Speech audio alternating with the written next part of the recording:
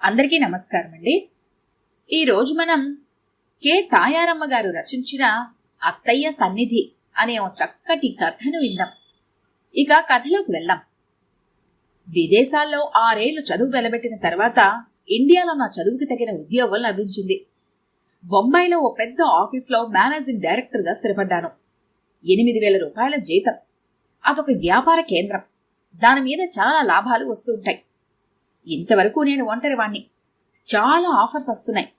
కానీ ఎందుకో మనసు అంగీకరించడం లేదు. ఒక్కసారి నా అంతరంగంలో జనేలా మెదిలింది. జనేలా అమెరికన్ లేడీ, నన్ను ప్రాణప్రదంగా ప్రేమించిన యువతి.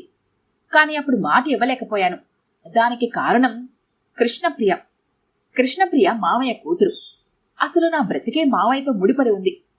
తల్లిదండ్రులు లేని నన్ను ఇంతవాణి చేసింది మావయ్య. మరి మావయ్య ఒక్కగానొక్క కూతురు కృష్ణప్రియ. కృష్ణప్రియ నాకిచ్చి చేసి నన్ను తన ఇంట్లో ఉంచుకోవాలని మావయ్య అభిప్రాయం. అందుకే విదేశాలు పంపించి చదివించాడు. కాని ఈ మధ్య ఓ గమ్మత్తు జరిగింది. మావయ్య ఒక్కగానొక్క కూతురు కృష్ణప్రియ తన మనసుకి నచ్చినవాడితో లేచిపోయింది. మావయ్య దృష్టిలో లేచిపోవడం, కాని కృష్ణప్రియకు మాత్రం ప్రేమ. ఇది మావయ్యకి తీరని అవమానం కలిగించుంటుంది. కృష్ణప్రియది కులాంతర వివాహం. ఒరే చందు, చూసావా ఇదేం చేసిందో అంటూ ఉత్తరం రాశాడు మావయ్య. చదువు పూర్తవుతున్న తరుణంలో ఆశనిపాతం లాంటి వార్త. మావయ్య, కృష్ణ ఏం తప్పు చేసింది? తన మనసుకు నచ్చిన మార్గాన్ని ఎన్నుకుంది అంటూ బదులు రాశాను. ఒరే, ఇది నేను భరించలేకుండా ఉన్నాను. నువ్వు ఇండియా వచ్చిన తర్వాత నన్ను కలవడానికి ప్రయత్నించుకు. నేను విదేశాలు పట్టిపోతున్నాను. మళ్లీ రాశాడు మావయ్య. ఇండియా వచ్చానన్న ఆనందం మిగల్లేదు. చాలా మంది ప్రముఖులు తమ పిల్లల్ని ఇస్తామంటూ రాశారు. ఎందుకో మనసు అంగీకరించడం లేదు. మావయ్య కూతురు తప్పిపోయిందని కాదు కాని ఈ వాతావరణంలోని పిల్లల్ని చేసుకోవాలని లేదు. అందున హై సొసైటీలో పిల్లలు. ఒక పల్లెటూరి పిల్లని, కల్లా కపటం తెలియని అమాయకురాల్ని. అలాంటి అమ్మాయిని చేసుకోవాలని ఉంది. నా ఆలోచన వింటే ఎవరైనా నవ్విపోతారు. ఒక ఫారెన్ రిటర్న్ ఇలాంటి నిర్ణయం తీసుకోవడమా? Non sense. నా పెదాల మీద చిరుమందహాసం వెలిగింది. అమెరికాలో 6 ఏళ్లు గడిపాను. అప్పుడే బొంబాయి వచ్చి 6 నెలలయింది. ఎక్కడ చూసినా బిజీ బిజీ. ఈ బిజీ లైఫ్తో విసిగెత్తిపోతోంది. ఆంధ్ర వెళ్లాలనిపిస్తోంది. అక్కడ ఒక పల్లెటూరులో కొంతకాలం హాయిగా ప్రశాంతంగా గడిపితే బావుణ్ణు. ఎక్కడా? అప్పుడు గుర్తొచ్చింది చూడమ్మత్తయ్య. చూడమ్మత్తయ్య నాకు వేలు విడిచిన మేనత్త అవుతుంది. ఆమెది అమృత హృదయం. నెల రోజులు సెలవులు తీసుకుని బయలుదేరాను. చూడమ్మత్తయ్యది ఆంధ్రాలో ఓ చిన్న పల్లెటూరు. పేరు పద్మనాభం. అక్కడ దైవం అనంత పద్మనాభుడు. పెద్ద కొండ, చక్కటి దేవాలయం, మనసుకి ఉల్లాసం కలిగించే ఏరు. ఆ దేవాలయానికి ఎదురుగా ఉంది ఏరు. నాపరాళ్ల మీద ప్రవహించే ఆ ఏటిని చూస్తూ రోజులే గడిపేయొచ్చు.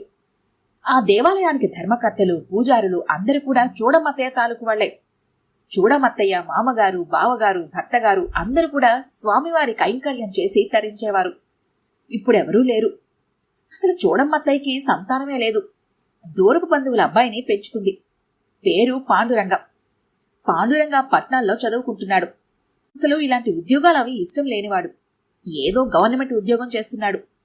ఎన్నో విధాలా నచ్చచెప్పింది చూడమ్మత్తయ్య, దేవాలయం తాలూకు వైభవాన్ని నిలబెట్టమని. కాని పాండురంగ వినలేదు. చూడమత్తయ్య మాత్రం ఆ పల్లె విడిచిపెట్టలేదు. పద్మనాభం దగ్గర బస్సు దిగాను. ఒకసారి నలువైపులా పరికించి చూశాను. అదే కొండ, అదే ఏటికట్ట, అవే సరుగుడు తోటలు. ఎంత హాయి! చూడమత్తయ్య ఇల్లు ఊరి చివరలో ఉంది. అటువైపుగా నడిచాను. అవే వీధి అరుగులు, వీధి ముందర కొబ్బరి చెట్టు. ఊళ్ళో ఎవరూ నన్ను పోల్చినట్టు లేదు. ఇది ఒకందుకు మంచిదే. ఇప్పుడు నేను చాలా ఒడ్డు పొడవుగా ఉన్నాను. మెల్లగా తలుపు తోశాను. తలుపులు తెరుచుకున్నాయి. లోపలికడుగు పెట్టాను. చేటలో వేరుశనగకాయలు పోసుకు తింటున్న చూడమ్మత్తయ్య ఎవరు అంది. నేనత్తయ్య, చందుని అన్నాను. ఒక్క ఉదుటున లేచి నిల్చుంది చూడమ్మత్తయ్య. ఆనందోద్వేగంతో, అబ్బి బావున్నావా? అమెరికా నుంచి ఎప్పుడొచ్చావు? కన్నుల్లో సంతోషం తొనికిసలాడుతుండగా ప్రశ్నల వర్షం కురిపించింది అత్తయ్య. అత్తయ్య నన్ను పిలిచే పిలుపు అబ్బి. అబ్బి, దూరాలు పోయావు. పెద్ద పెద్ద చదువులు చదివావు. ఇంకా ఈ బడుగు అత్తయ్య గుర్తుందారా? అత్తయ్య కళ్లల్లో సన్నటి నీటి పొర కదలాడింది. పెరట్లోకి నడిచాను కాళ్లు కడుక్కుందికి. ఆ రాచ ఉసిరి చెట్టు, నారింజ చెట్టు, బాదం చెట్టు అన్నీ అలానే ఉన్నాయి. చల్లని నీటితో ముఖం కడుక్కొని తేలిగ్గా ఊపిరి తీసుకున్నాను. రాచ ఉసిరిపప్పు, చిక్కుడుకాయ వేపుడు, కొరివి కారం, కమ్మటి నెయ్యి, గడ్డ పెరుగుతో 1 గంటలో భోజనం వడ్డించింది చూడమ్మత్తయ్య.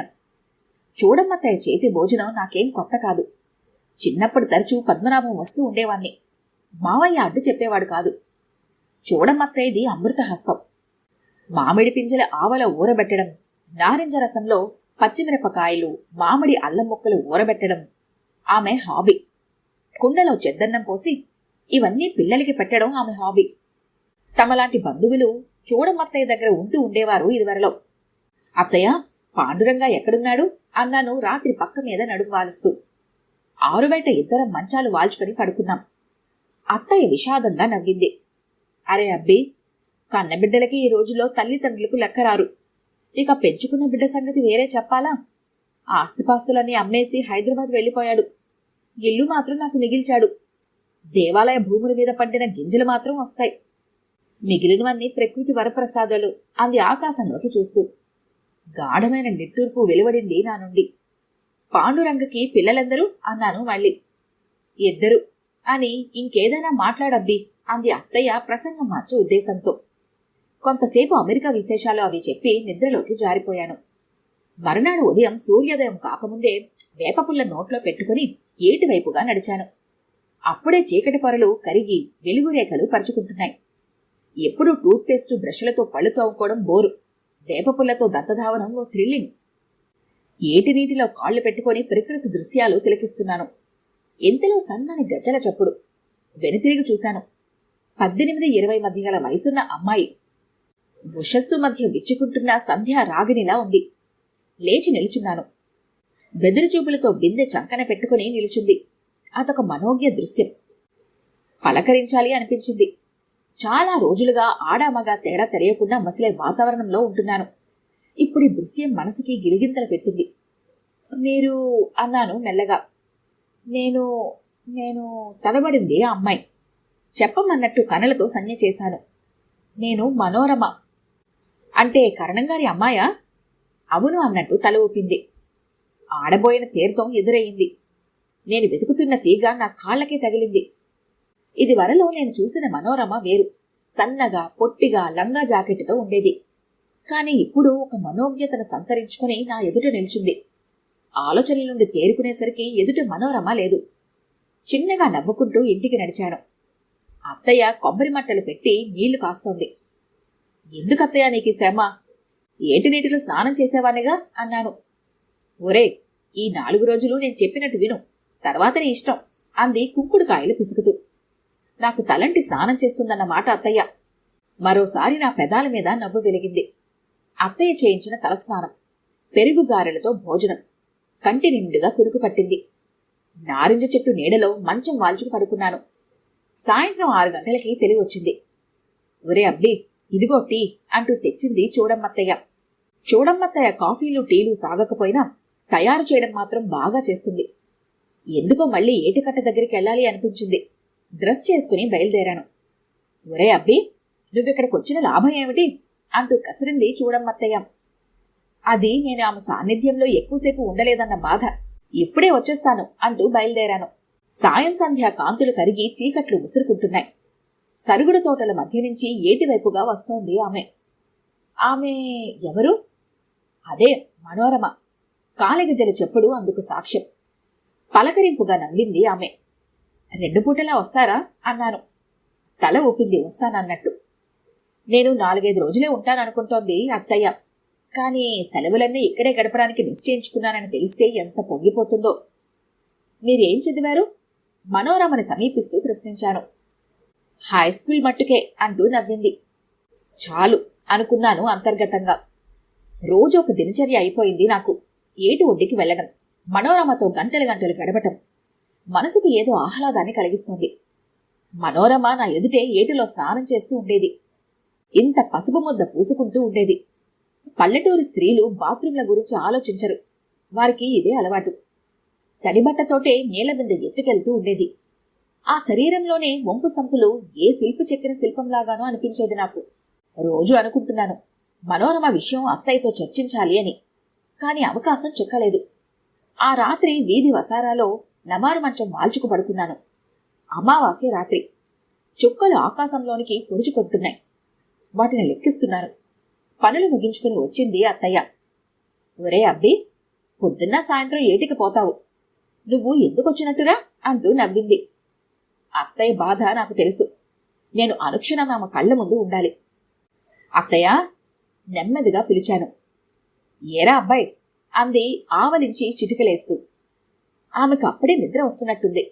అయినా అడగాలనుకున్నాను. అత్తయ్య, మనోరమ చాలా మంచి పిల్ల, అందమైనది కూడా. ఎంత మంచి పిల్లయితే ఏ లాభం, ఎంత అందగత్తైతే ఏ ప్రయోజనం? అంటే అంటే ఏమిట్రా అబ్బి? వరకట్నం. వరకట్నంరా అంటూ నిద్రాదేవి ఒడిలోకి జారిపోయింది అత్తయ్య. 1-2 సార్లు పిలిచి ఊరుకున్నాను. అయితే మనోరమకి కట్నం మూలంగా పెళ్ళవలేదన్నమాట. నిశ్చింతగా ఊపిరి తీసుకున్నాను. మర్నాడు ఉదయం 8 గంటలకి తెలివొచ్చింది. అయ్యో, ఇవాళ ఏటికి వెళ్ళలేకపోయానే అనుకుంటూ లేచి కాలకృత్యాలు ముగించుకున్నాను. ఏమీ తోచలేదు. అలా కరణమ్మామయ్య గారింటివైపు బయలుదేరాను. ఆయన వీధిలోనే దర్శనమిచ్చాడు. మద్యపాపిటి తీసి దువ్విన గిరిజాల జుట్టు, నుదుట ఎర్రని పొడవాటి బొట్టు, నోట్లో పెద్దలంక పొగాకు చుట్ట, జరీ కండువ, పంచే. రాజ్యాలు పోయినా లక్షణాలు పోలేదు కరణం మామయ్యకి. అల్లంత దూరం నుంచే పలకరించాడు. ఏరా అబ్బాయి, కులాసాయేనా? అమెరికా నుండి ఎప్పుడొచ్చావు? ఇంకా ఈ ఊరు, ఈ మనుషులు గుర్తున్నారా నీకు అని. నేను నవ్వాను ప్రతిగా. వీధి అరుగు మీద ఉన్న మరో కుర్చీ చూపించాడు మామయ్య. ఎక్కడా మనోరమ జాడలేదు. తండ్రి దగ్గర భయం కాబోలు. నా చూపులు లోపలికి చొచ్చుకుపోతున్నాయి. ఇంతలో ఎవర పిలిస్తే అటువైపుగా సాగిపోయాడు కరణం మామయ్య. ఉండ్రా అబ్బాయి, నేనొచ్చేస్తాను అనుకుంటూ. ఇది వరలో అయితే కాఫీ ఫలహారాలు పెట్టి పంపించేవాడు మామయ్య. బహుశా కాలమాన పరిస్థితులు కావచ్చు. నేను లేవడానికి ఉద్విక్తున్నయ్యాను. ఇంతలో సన్నని గజ్జల సవ్వడి. మనోరమ వస్తున్నట్టుంది. కాఫీ గ్లాస్తో ప్రత్యక్షమై, వెళ్ళిపోతున్నారా అంది చిన్నగా. ఎంతసేపు కనిపించలేదే అన్నాను నవ్వుతూ. నాన్న అంటూ నసిగింది. ఓ అదా సంగతి అని. ముందుగా మా అత్తయ్యతో సంప్రదించిన తర్వాత మీ నాన్నగారితో మాట్లాడతాను. దేని గురించి? మన పెళ్లి గురించి. పెళ్ళా? మనోరమ ముఖంలో నీలి నీడలు కదిలాడాయి. భయపడకు, నేను కట్నం అడగనులే. మీకు కట్నం వద్దు? పగలబడి నవ్వుతూ లోపలికి పారిపోయింది మనోరమ. చిత్రంగా నవ్వుతూ చూశాను నేను. కొంతసేపటికి ఇంటి దారి పట్టాను. ఎలాగైనా ఈరోజు అత్తయ్యతో మనోరమ విషయం చెప్పేయాలి అనుకున్నాను. వీలైతే పెళ్లి చేసుకుని మనోరమని వెంట పెట్టుకుని వెళ్ళొచ్చు. అత్తయ్య, మెల్లగా పిలిచాను. అరిసెల పిండి దంపుతున్న అత్తయ్య, వచ్చావా అబ్బి? ఉండు, వడ్డించేస్తాను అంది. అత్తయ్య, కరణం మామయ్య బాగా చిక్కిపోయాడు సుమా అన్నాను అత్తయ్యకి ఎదురుగా రాతి నేల మీద కూర్చుంటూ. చిక్కిపోడ్రా అబ్బి, వాడి బెంగంతా ఒక్కగానొక్క కూతురు మనోరమ మీదే. ఇంకా బెంగ అక్కర్లేదు అత్తయ్య, మనోరమని నేను పెళ్లి చేసుకుంటాను. ఆ మాటలు నా గుండెల్లోనే ఆగిపోయాయి. పెదవులు దాటి బయటికి రాలేదు. ఇది నా బలహీనత. మరి అత్తయ్యతో ఎలా ప్రసంగించాలి? అత్తయ్య పెట్టిన కమ్మటి భోజనం తిని నారింజ చెట్టు నీడలో మంచం వాల్చుకు పడుకున్నాను. ఈ పల్లె జీవితం ఎంత హాయి! 2 పసుపు గోరెలు నారింజ చెట్టు గుబురులో కూర్చుని ఊసులాడుకుంటున్నాయి. వడ్రంగి పిట్ట ఒకటి కొబ్బరి చెట్టును ముక్కుతో పొడుస్తూ వింత శబ్దం చేస్తోంది. ఎప్పటికో మాగన్నుగా నిద్ర పట్టింది. 4-5 రోజులు గడిచాయి. 2 పూటలా ఏటికెళ్లటం, మనోరమతో సరదాగా గడపటం, రాత్రిపూట వీధి వాకిట్లో పడుకొని అత్తయ్య చెప్పే దయ్యాల కథలు, కాశీమజిలీ కథలు వింటూ ఉండటం. ఇంతకు మించిన ఆనందం ఎవరికి లభిస్తుంది? అత్తయ్య జ్ఞాని. ఆమెకు తెలియని విషయాలు లేవు. అత్తయ్య, నువ్విప్పుడైతే ఏ లాయర్వో ఇంజనీరో అయి ఉండేదానివి అంటూ ఉంటాను నేను. చూడమ్మత్తయ్య అసలు పేరు చూడికొడుత్తు నాంచియార్.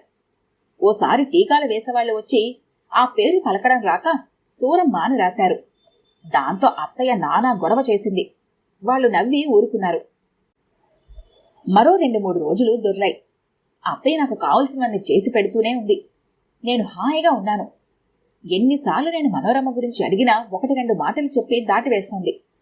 ఆ రోజు మధ్యాహ్నం నేను ఏదో పుస్తకం చదువుతూ నవారు మంచం మీద పడుకున్నాను. ఎవరో అంటున్నారు, చూడమ్మగారు, ఇది విన్నారా? మనోరమ భర్త మళ్లీ పెళ్లి చేసుకున్నట్ట అని. నేను తుళ్ళిపడి లేచి కూర్చున్నాను. మనోరమ వివాహిత? ఈ సంగతి అత్తయ్య చెప్పనే లేదే. మగమహారాజు అతనికేమమ్మా, ఈ పిల్ల అతగాడు తెమ్మన్న కట్నం తేలేకపోయింది అంటోంది అత్తయ్య. మనసు చేదుగా అయిపోయింది. నా ఆశలు అడియాసలైపోయాయి. ఈ విషయం మనోరమ కూడా నాతో చెప్పలేదే. ఓ కన్యపిల్లలా ప్రవర్తించింది నా సమక్షంలో. నా మనసు వికలమైంది. ఇంకా 1-2 రోజుల్లో నేను బొంబాయి వెళ్ళడానికి నిశ్చయించుకున్నాను. మరునాడు ఉదయం నేను నిద్ర లేచేసరికి అత్తయ్య ఎక్కడికో వెళ్ళడానికి సిద్ధమవుతుంది. అత్తయ్య అని పిలిచాను నెమ్మదిగా. లేరా అబ్బి, ఫ్లాస్క్లో కాఫీ ఉంది, తాగు. ఏటికి వెళ్తావేమో, వెళ్ళిరా అంది. ఈ వాళ్ళ నుంచి ఇంక నాకు ఏటితో సంబంధం ఏమిటి? ఆ సంగతి అత్తయ్యకి తెలియదు. ఇంత ఉదయాన్నే ఎక్కడికి బయలుదేరావు అత్తయ్య? ప్రశ్నించాను. కరణం మావయ్య గారింటికి. ఎందుకు? పనులు సాయం చేయడానికి. పనులా? ఏం పనులు? మనోరమ సంవత్సరికాలుగా అంది. ఏమిటి? కెవ్వున అరవబోయి, అత్తయ్య మనోరమ చనిపోయిందా? నీకు తెలియదా అబ్బి? మనోరమని ఓ దుర్మార్గుడికిచ్చి చేశారు కరణం మావయ్య. వాడు ఆ పిల్లని కట్నం తమ్మని నానా హింసలు పెట్టాడు. చివరికి పుట్టింటికి దిగబెట్టాడు. మావయ్య ఆస్తంతా అమ్మి ఇచ్చినా వాడికి చాలలేదు. భర్త పెట్టే బాధల్ని అవమానాల్ని భరించలేక ఆ పిల్ల ఈ ఊరి ఏట్లో పడి ప్రాణాలు తీసుకుంది. మిగిలిన మాటలేవి నాకు వినిపించడం లేదు. అత్తయ్యతో చెప్పకుండానే కాలికి బుద్ధి చెప్పాను. అంత ప్రేమను పంచి ఇచ్చిన అత్తయ్య ఏమనుకుందో. బొంబాయి వచ్చి ఆఫీస్ వ్యవహారాలు చూసుకున్నా మనోరమ జ్ఞాపకాలు నన్ను విడిచిపెట్టలేదు. అవి నన్ను ఆశ్చర్యంలో ముంచివేస్తూనే ఉన్నాయి. భయాన్ని కలిగిస్తూనే ఉన్నాయి. 6 నెలలు దొర్లిపోయాయి. స్నేహితుడి పెళ్లికి హైదరాబాద్ వెళ్లాను. అక్కడ కనిపించాడు పాండురంగ. అదే చూడమ్మత్తయ్య పెంపుడు కొడుకు. చూడమ్మత్తయ్య గురించి వాణ్ణి 4 దులిపేయాలి అనుకున్నాను. ఏరా చందు, అమెరికా నుండి ఎప్పుడొచ్చావు అంటూ పలకరించాడు పాండురంగ. వాడికి సమాధానం చెప్పి, నీతో కాసేపు మాట్లాడాలి అన్నాను. అలాగే అన్నాడు వాడు. పెళ్లి హడావుడి అయిన తర్వాత డాబా మీద ఒంటరిగా కనిపించాడు పాండురంగ. ప్రేమమూర్తి అయిన అత్తయ్య నా అంతరంగంలో మెదిలింది. అలాంటి ఆమెని ఒంటరిగా విడిచిపెట్టి ఆమె ఆస్తిపాస్తుల్ని అనుభవిస్తున్న పాండురంగని చూస్తూ ఉంటే అసహ్యం కలిగింది నాలో. ఒరే, అత్తయ్య ఆస్తి ఎంతుంటుంది అన్నాను సంభాషణలోకి దిగుతూ. సుమారు 3 లక్షలుంటుంది.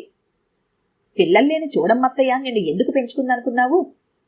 ఒరే చందు, నేను గాని నన్ను కన్న తల్లిదండ్రులు కాని ఏనాడు అమ్మ ఇష్టానికి వ్యతిరేకంగా ప్రవర్తించలేదు. చిన్నప్పుడు అమ్మ నీలాంటి దూరపు బంధువుల పిల్లల్ని ఎవరినో ఇంట్లో ఉంచుకొని వాళ్ళని సంరక్షిస్తూ ఉండేది. అయినా నా వాళ్ళు అడ్డు చెప్పలేదు. ఆస్తి కరిగిపోతుందని బాధపడలేదు. అప్పటి సంగతి కాదోయ్, ఇప్పటి సంగతి. ఆమె ఆస్తిపాస్తులని అమ్మేసి ఆమెని ఒంటరిగా పల్లెలో విడిచి నువ్విలా పట్నాలు పట్టిపోతే ఆమె ఎంత బాధపడుతుందిరా? చందు, గట్టిగా అరిచాడు పాండురంగ. టక్కున ఆపాను నా వాగ్ధాటి. తనను తాను సంభాళించుకొని అన్నాడు పాండురంగ. చందు, ఇవన్నీ అమ్మనితో చెప్పుకు బాధపడిందా? అవును. ఎప్పుడు? 6 నెలల క్రితం నేను పద్మనాభం వెళ్ళినప్పుడు. పాండురంగ కళ్ళు పత్తికాయలైనాయి. ఇద్దరి మధ్య మౌనం రాజ్యం చేస్తోంది. నేను అత్తయ్య గురించి ఇలా ప్రస్తావిస్తానని ఊహించుండడు. ఈ దెబ్బతో అత్తయ్య పాదాల మీద పడిపోతాడు పాండురంగ. కళ్లతోనే ఏమిటన్నట్టుగా చూశాను. నీకు ఈ నిజం తెలీదా? ఏ నిజం? అమ్మ పోయి 5 ఏళ్లయింది. అవునా? ఈ కథ కనుక మీకు నచ్చినట్లయితే లైక్ చేయండి, షేర్ చేయండి. మరిన్ని ఇంట్రెస్టింగ్ కథల కోసం మా ఛానల్ని తప్పకుండా సబ్స్క్రైబ్ చేసుకోండి.